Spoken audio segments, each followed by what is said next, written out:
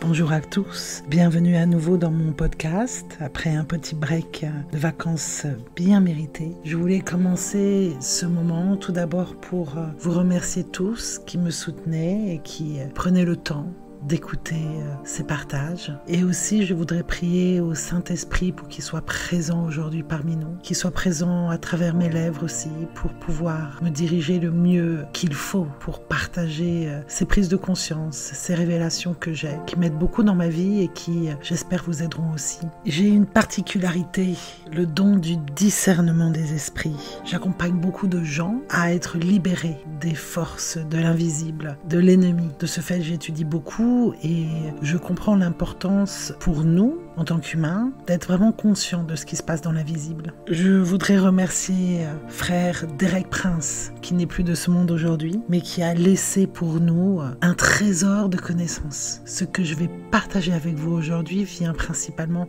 des études que j'ai fait de son travail. Donc j'ai beaucoup de gratitude pour ça, pour nos aînés, pour les gens qui sont passés avant nous, pour les apôtres, pour les disciples, pour toute personne qui, comme vous et moi, n'ont pas forcément eu la chance de marcher à côté de Jésus, mais ont eu à cœur d'être un disciple et de répondre à l'appel du ministère qu'il nous a donné. Et il y en a beaucoup de ministères. Et aujourd'hui, je fais ce podcast pour rassurer surtout, parce que tout le monde n'a pas forcément le discernement des esprits. Une chose est certaine, c'est que ces esprits sont là, ils existent et ils aiment leur maison, leur temple dans lequel ils vivent, c'est-à-dire nous. Et après plus de 20 ans avoir essayé d'aider les gens à sortir des ténèbres, mais par mes propres forces, je me suis rendu compte que la seule chose que l'on pouvait véritablement utiliser, c'était le nom de Jésus-Christ. Pour pouvoir être libérés totalement, nous devons avoir ce salut, nous devons faire ce choix de suivre le chemin, la vérité et la vie. Sinon, ces démons partent et ils reviennent multipliés. Donc déjà, la chose la plus importante pour nous, c'est de nous protéger totalement, de protéger notre soi à l'intérieur de notre Seigneur Jésus-Christ, parce que nous ne sommes pas suffisamment forts pour le faire par nous-mêmes. Je veux dire de laisser ces démons à l'extérieur de nous. Quand Jésus est notre Seigneur, les démons ne peuvent plus rentrer en nous. Point. On n'a plus à s'inquiéter de ce qui se passe, de ce qu'il pourrait nous faire. Parfois, les délivrances au début sont un petit peu impressionnantes, mais après ça se calme, ça se tamise. Et on peut vraiment aider les autres. Et c'est parce qu'on est protégé par le Christ. La deuxième chose qui est vraiment importante, évidemment, c'est d'être rempli par son Saint-Esprit. Il est écrit dans les Écritures à Éphésiens 5:18 « Et ne vous enivrez pas de vin, qui est une rébellion. Au contraire, soyez continuellement remplis du Saint-Esprit. Maintenons-nous continuellement remplis de son esprit, d'être baptisés dans le Saint-Esprit, parler en langue et continuer à parler en langue et continuons à rendre grâce pour le Seigneur. Parler en langue, c'est la langue des anges, c'est la langue de l'âme, c'est la conversation que l'on a véritablement en privé avec Dieu, c'est tout ce qui est caché à l'intérieur de nous. Et le Saint-Esprit, vivre par son Saint-Esprit, c'est laisser le Saint-Esprit en nous diriger, nous accompagner et nous guider. Donc soyons continuellement remplis de ce Saint-Esprit et c'est un choix. C'est un choix. Demandez que le Saint-Esprit vienne sur vous. Vous êtes peut-être inconscient du fait que vous êtes, de toute façon, que vous vouliez ou non, dominé par des esprits, qu'ils soient négatifs ou positifs. Donc demandez le bon, celui de Dieu.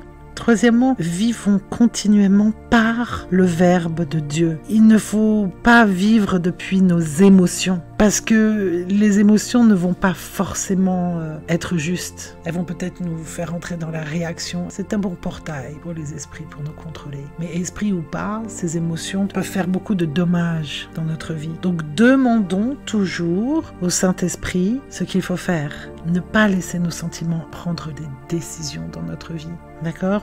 La promesse que nous avons, ce qui est certain, que l'on peut lire dans la Bible à Luc 11, 33, il est écrit « Si des parents imparfaits savent s'occuper avec amour de leur enfant et leur donner ce dont ils ont besoin, à combien plus fort raison le Père Céleste parfait donnera-t-il la plénitude du Saint-Esprit lorsque ses enfants le lui demanderont ?»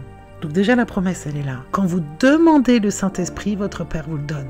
Et l'évidence que l'on peut trouver dans les Écritures, on va le trouver à Actes 2:4, ils furent tous remplis et équipés du Saint-Esprit et furent inspirés à parler en langue.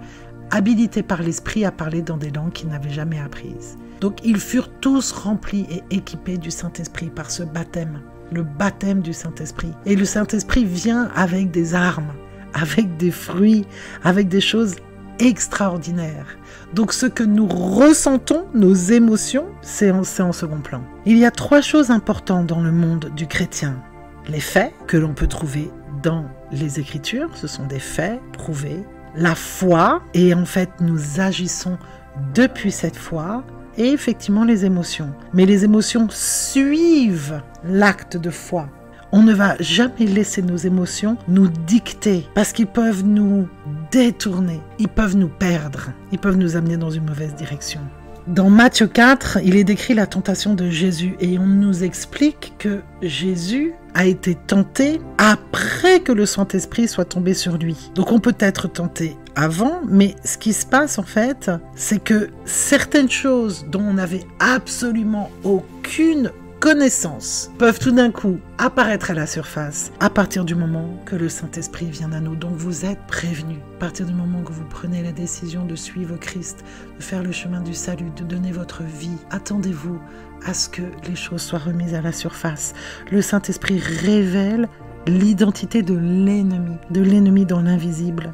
C'est pour ça qu'il y a beaucoup de chrétiens qui sont un peu tièdes, qui ont du mal avec la religion, si je pourrais dire, du Saint-Esprit, parce qu'elle fait ressortir énormément de choses à la lumière. Quelqu'un qui est présent, rempli du Saint-Esprit, va dévoiler qui est qui.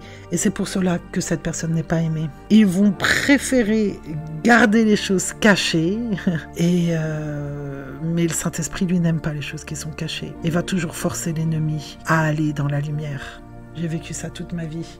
Et c'est ça qui m'a fait comprendre que finalement, le Saint-Esprit n'était jamais trop loin. Parce qu'à l'époque, j'appelais ça faire tomber les masques. Mais aujourd'hui, je sais que c'est Jésus-Christ, la vérité, sa justice qui vient et qui fait briller la lumière dans les ténèbres. Et c'est pour ça que beaucoup de personnes ne savent même pas qu'ils ont des esprits impurs à l'intérieur d'eux, jusqu'à ce qu'ils se fassent baptiser. Les démons ne vont jamais supporter et rester debout face au Saint-Esprit.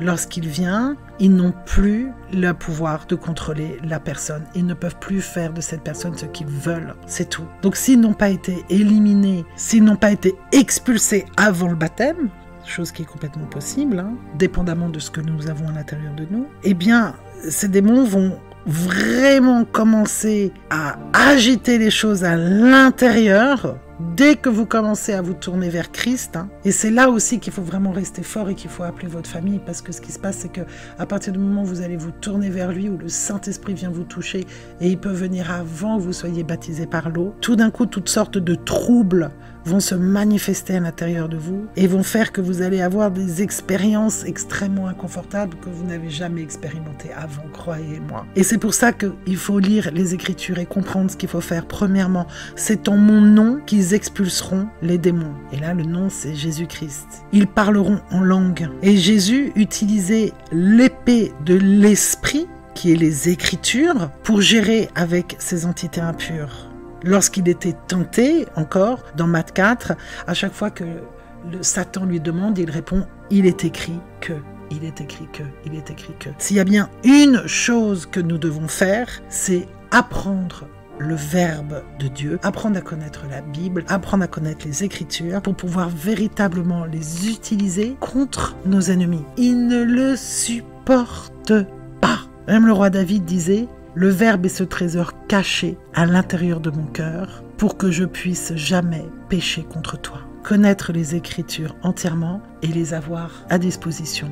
Nous devons vivre de par le Verbe, pas à travers les traditions de l'Église, pas à travers ce que les autres disent, et non pas à travers nos émotions, nos sentiments, mais à travers le Verbe écrit par Dieu, Abba, au travers de notre Sauveur et Seigneur Jésus-Christ. Et c'est là que les choses deviennent vraiment intéressantes, parce que la chose très importante à faire après, c'est de mettre notre armure de Dieu. Je ne sais pas si vous avez entendu parler de cette armure déjà. Vous allez le retrouver dans Éphésiens 6, du verset 10 à 18. Je vais vous le lire entièrement et je vais le décortiquer après. Éphésiens 6, 10 à 18. Mettez l'armure complète de Dieu qui nous a été fournie, afin d'être protégé dans votre combat contre les stratégies diaboliques de l'accusateur. Votre combat corps à corps n'est pas avec des êtres humains, mais avec les plus hautes principautés et autorités opérant en rébellion sous les royaumes célestes, car ils constituent une classe puissante de dieux démons et d'esprits mauvais qui tiennent ce monde de ténèbres en esclavage. À cause de cela, vous devez porter toute l'armure que Dieu fournit afin d'être protégé lorsque vous affrontez le calomniateur, car vous êtes destiné à tout et vous sortirez victorieux. Mettez la vérité comme une ceinture qui vous fortifie pour être debout en triomphe. Revêtez-vous de la sainteté comme d'une armure protectrice qui recouvre le cœur. Tenez-vous debout, alerte. Et vous serez alors toujours prêt à partager les bénédictions de la paix. Dans chaque bataille, prenez la foi comme bouclier, enveloppant tout, car elle est capable d'éteindre les flèches enflammées qui nous viennent du malin. Embrassez la puissance de la pleine délivrance du salut comme un casque pour protéger nos pensées des mensonges. Et prenez la puissante épée de l'esprit aiguisée comme un rasoir de la parole de Dieu. Priez passionnément par l'esprit, en intercédant constamment par toute forme de prière à tout moment. Priez les bénédictions de Dieu sur tous ses croyants. Donc on comprend bien ici que cette armure est pour tous les croyants, pour ceux qui croient, pour ceux qui ont la foi, pour ceux qui savent qu'ils sont dans l'équipe de Dieu, qui sont les ambassadeurs de Dieu. Et pour qu'ils soient forts dans leur bataille, si je peux dire, et fort aussi dans le Seigneur, dans son pouvoir, dans le pouvoir de son esprit, de son intellect, de sa vision. Ce combat que nous avons est avec l'esprit.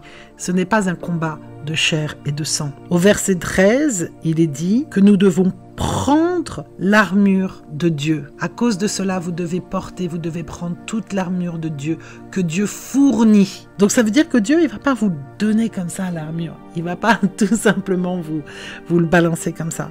Nous devons la prendre. Elle nous est fournie, mais nous devons le mettre. Nous devons le mettre chaque jour. Chaque jour où on sent de la pression, chaque jour où nous sommes testés, où nous sommes incompris, où nous ne comprenons pas l'autre aussi, chaque jour d'opposition, chaque jour de solitude. Nous allons tous passer à travers ceci, nous, enfants de Dieu. Comme il est écrit, c'est à travers les tribulations que nous entrons dans le royaume des cieux. Nous sommes testés. Est-ce que nous sommes vraiment de bons disciples? Est-ce que nous sommes vraiment des serviteurs de Dieu? Est-ce que nous avons compris qui nous combattions? Et vivre dans le royaume des cieux, on peut le faire maintenant. Et on le fait à travers l'opposition, à travers les difficultés, à travers les choses qui nous testent, à travers les choses qui viennent à nous. C'est tout.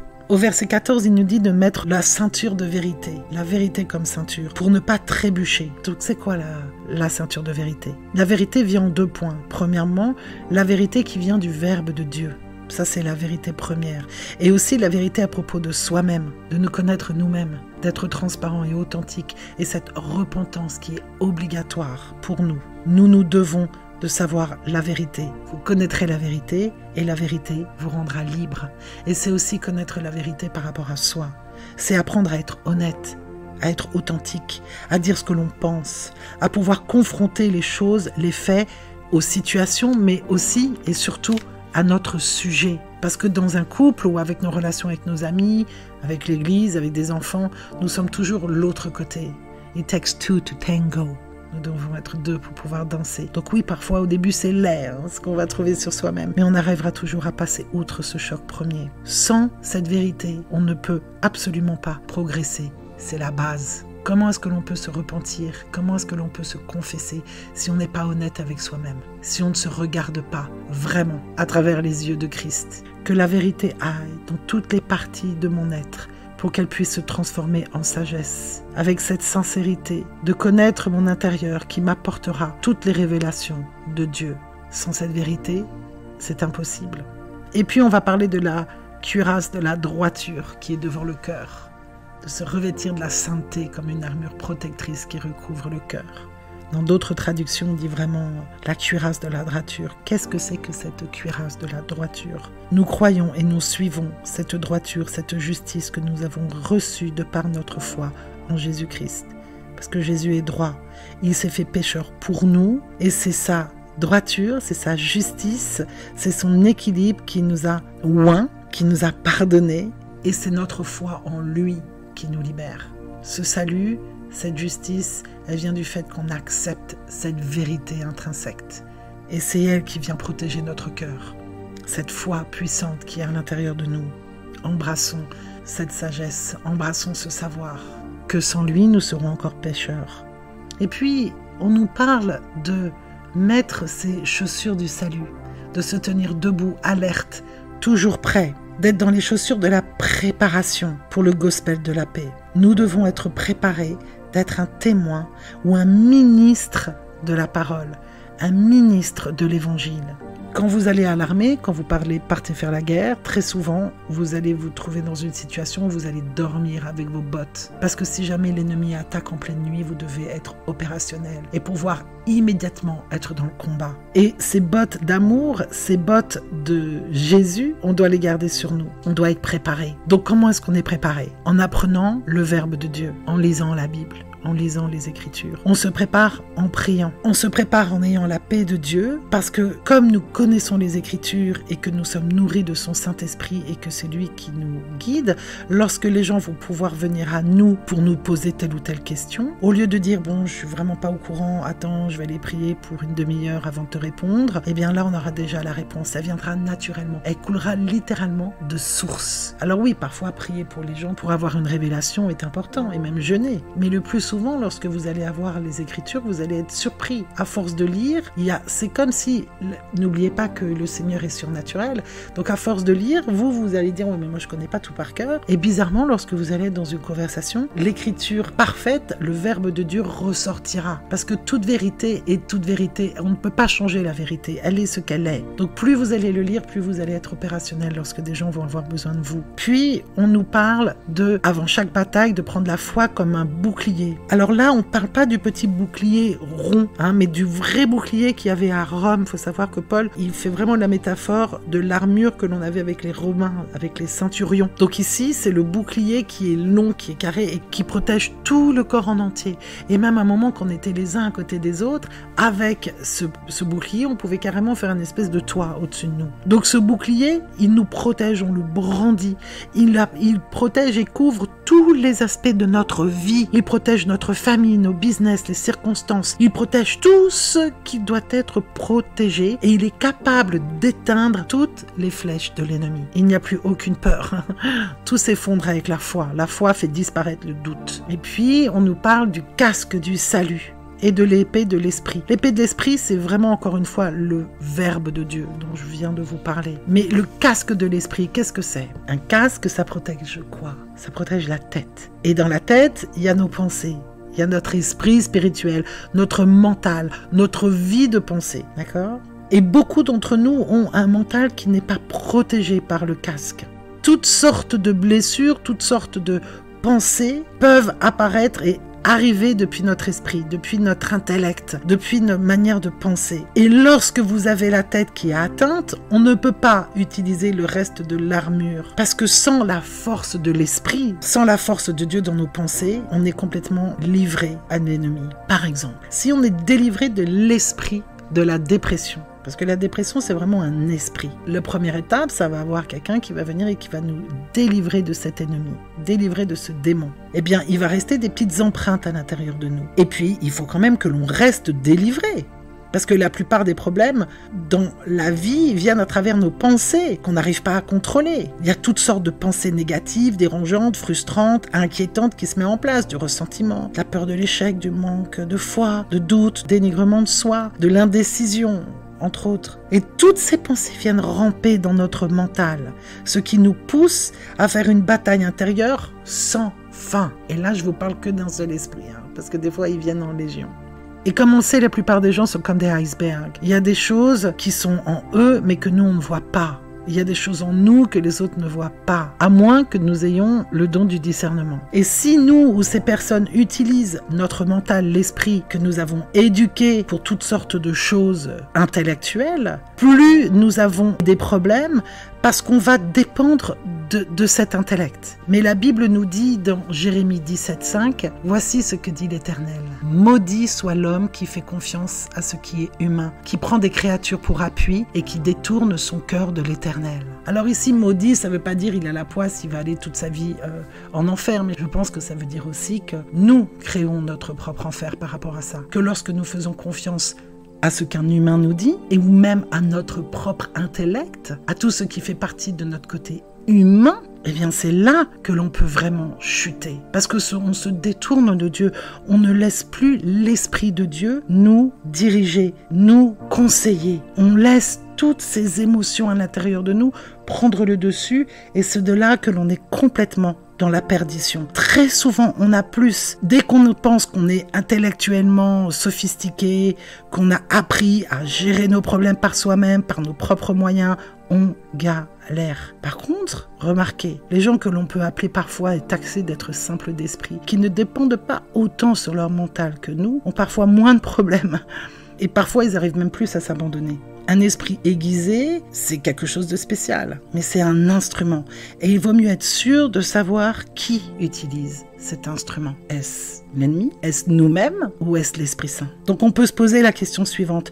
Suis-je sauvé par Jésus-Christ? D'accord, mais est-ce que j'ai mon casque du salut? Et référons-nous là ici à 1 Thessaloniciens 5, où il est écrit « Mais puisque nous appartenons au jour, nous devons rester alertes et lucides en plaçant la cuirasse de la foi et de l'amour sur nos cœurs et le casque de l'espérance du salut sur nos pensées. » Et Paul dit dans 1 Corinthiens 13, « En attendant, il y a 3 choses qui demeurent, la foi, l'espérance et l'amour. » Donc la foi est dans le cœur.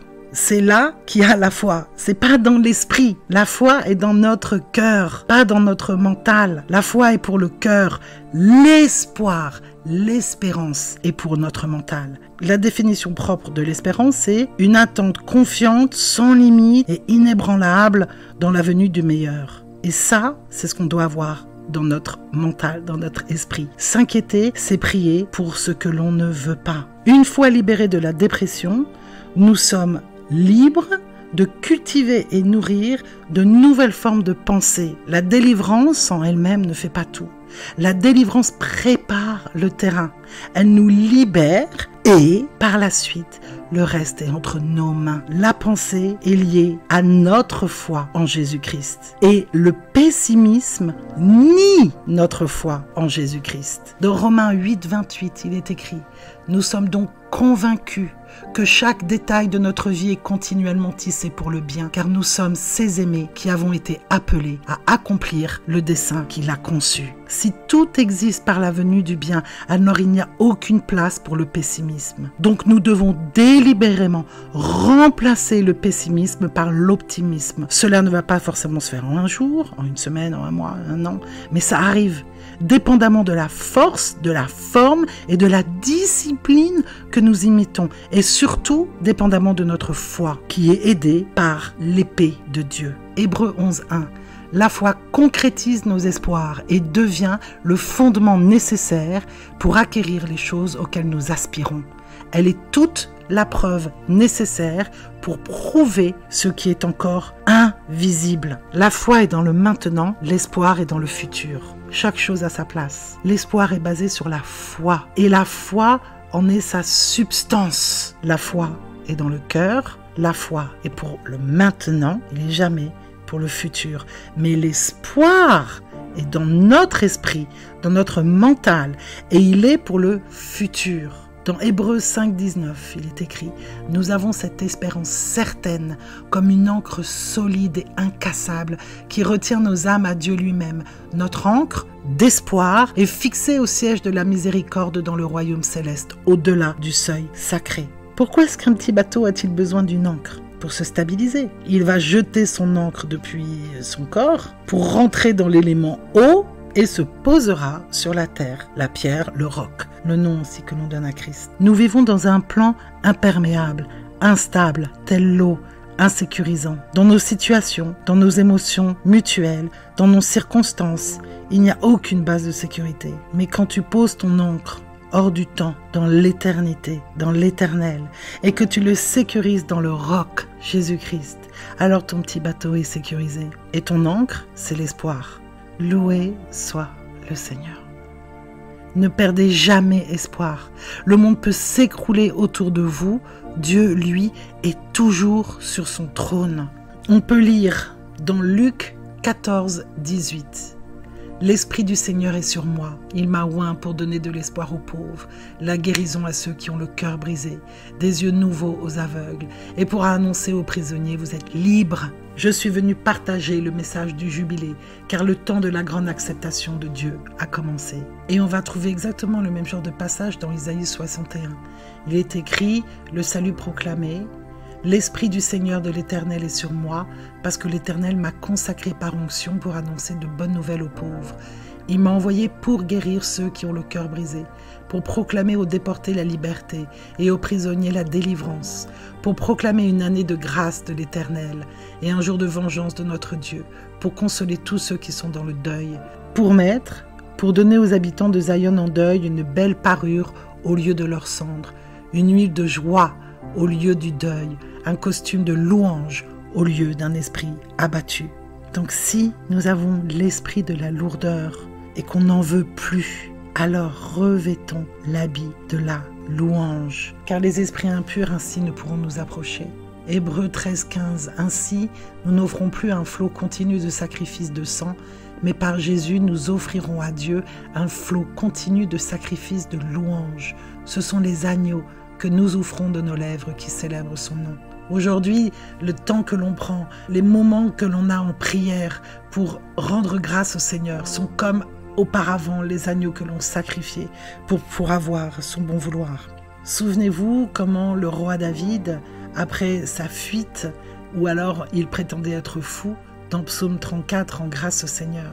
Et il dit lui-même, « Seigneur, je déborde de joie pour ce que tu as fait pour moi. Mes lèvres sont pleines d'une louange perpétuelle. » Vous aimerez si vous décidez de porter l'habit de la louange, car elle vous fortifiera. Que vos mots soient des bénédictions. Tout ce qui sort de votre bouche est une prière déjà accomplie. Faites très attention au temps et à l'énergie que vous mettez dans votre pessimisme ou dans votre optimisme. Puis cultivez des relations justes pour ne pas vous détourner, pour ne pas retourner dans vos péchés, pour ne pas retourner dans vos ressentiments négatifs, le non-pardon, en remplaçant le négatif par le positif, en priant pour les autres, en faisant attention, en étant authentique, en étant vrai. Rappelez-vous l'importance de l'authenticité, l'importance de savoir reconnaître où est-ce que vous vous êtes trompé. Avant de pointer le doigt vers quelqu'un, regardez les 3 autres doigts qui se pointent vers vous. Prenez toujours l'habitude de regarder ce que vous pouvez améliorer en vous. Cessez de juger l'autre. Faites attention. Cultivez les relations que vous donnez aux autres. C'est votre responsabilité, votre verbe, ce qui sort de vous. Et ainsi, vous allez cultiver la fraternité juste. Si vous vous entourez de gens négatifs, si vous entourez des gens de ce monde, non pas qu'il ne faut pas fréquenter personne, mais si vous vous entourez de personnes qui constamment pointent du doigt, critiquent, diabolisent et condamnent, eh bien, il est possible que vous allez voir tout d'un coup votre comportement changer. Regardons Romains 10, 17. Ainsi, la foi vient de ce qu'on entend et ce qu'on entend vient de la parole de Dieu. Donc, tournez-vous vers la parole de Dieu. Faites plus confiance à ce que Dieu, à ce que le Saint-Esprit vous dit, plus que ce que vos émotions, vos pensées ou les autres disent. Et dans Marc 4, 24, il leur est dit aussi: efforcez-vous de comprendre le sens de tout ce que vous entendez, car à mesure que vous le ferez, une plus grande intelligence vous sera donnée, et selon votre désir de comprendre, beaucoup plus vous sera donné. Car ceux qui écoutent avec un cœur ouvert recevront plus de révélations, mais ceux qui n'écoutent pas avec un cœur ouvert perdront le peu qu'ils pensent avoir. Sachez vous remettez en question. Vraiment, il est important de s'en souvenir.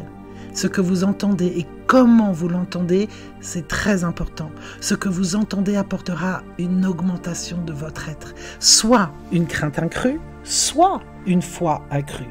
Si vous parlez positivement, vous allez inspirer la foi. Parler négativement va écraser votre foi. L'apport le plus important est votre parole, c'est votre semence. Ce que vous entendez déterminera la croissance de votre semence. L'endroit le plus important de votre vie que vous devez apprendre à garder avec toute diligence est votre cœur. La parole sera toujours semée dans votre cœur. Si vous ne l'avortez pas assez vite, faites attention à ce que vous laissez rentrer. Gardez votre cœur avec toute diligence, car c'est de là que viennent tous les problèmes de votre vie.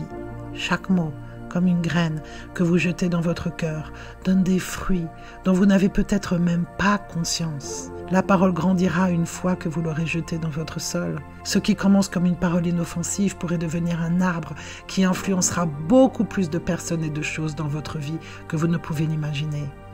Une petite graine est devenue un arbre à moutarde qui influence même les oiseaux dans les airs. Une sœur ou un frère en colère peut détruire beaucoup de bien. La racine de notre cœur est important. Ce que l'on croit est important. C'est ça qui plante nos racines dans nos mots et dans nos actions, y compris ce que l'on écoute, ce que l'on regarde, ce que l'on partage et la compagnie qui est à nos côtés en général, surtout s'il y a beaucoup de commérages. Terminons avec ceci. Faites de Jésus le sens de votre vie. Ne doutez pas de son amour pour vous. Vous pouvez avoir une opinion sur tout le reste, du moment que Jésus en est le centre. Ne soyez pas préoccupés par les démons qui les dominent, qui vous dominent ou qui vous entourent, car comme il l'a dit à la fin, tout est déjà accompli. Je finis avec ce verset avant de prier une dernière fois avec vous. Jean 12, 30 à 33. Jésus dit « La voix n'est pas venue pour moi, mais pour vous. En ce moment, le monde est en crise. Maintenant, Satan, le maître de ce monde, sera jeté dehors. Et moi, lorsque je serai élevé de la terre, j'attirerai tout le monde à moi, et je le rassemblerai autour de moi. » Il s'exprima ainsi pour montrer comment il allait être mis à mort. Des voix de la foule répondirent « Nous avons entendu de la loi de Dieu que le Messie dure éternellement. Comment peut-il être nécessaire, comme tu le dis, que le Fils de l'homme soit élevé? Qui est ce Fils de l'homme » Et Jésus a dit « Pour un temps encore bref, la lumière est parmi vous. Marchez selon la lumière que vous avez, afin que les ténèbres ne vous détruisent pas. Si vous marchez dans les ténèbres, vous ne savez pas où vous allez. Comme vous avez la lumière, croyez en la lumière. Alors, la lumière sera en vous et brillera dans vos vies. Vous serez des enfants de lumière. Amen. Que Dieu vous bénisse, qu'il continue à faire sortir toutes les ténèbres de vous, qu'il vous aide à devenir authentique, vrai et transparent, qu'il vous apprenne à vous remettre en question, à vous repentir, à savoir reconnaître les erreurs que vous faites, à vous pardonner et à pardonner les autres, et que vous preniez chaque jour le temps de revêtir l'armure de Dieu pour pouvoir confronter les choses qui viennent et grandir face aux tribulations que vous rencontrerez sur votre chemin, chers disciples. Que Dieu vous bénisse. À bientôt.